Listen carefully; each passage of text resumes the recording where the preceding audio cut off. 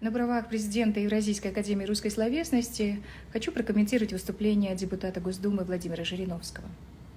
Кыргызстан и Беларусь – это две страны, в которых русскому языку придали статус официального.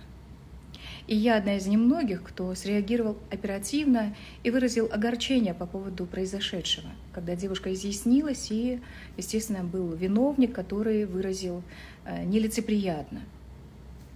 Я считаю, что его необходимо наказать в законном порядке. Но я прошу вас на сегодняшний день обратить также внимание на участившиеся случаи с гражданами Кыргызстана.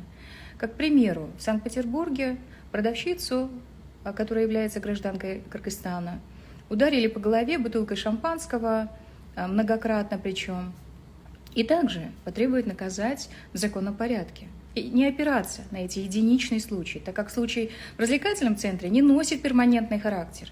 Это единичные случаи. В Кыргызстане проживает более 100 представителей разных национальностей.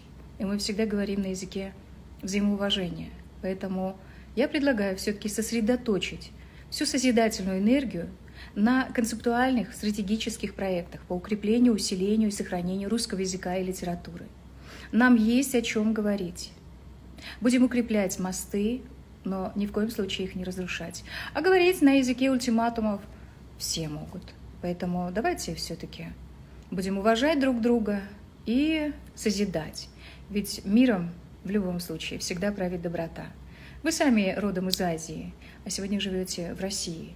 И вы прекрасно понимаете, что нам необходимо прилагать максимум усилий для сохранения и популяризации русского языка на постсоветском пространстве.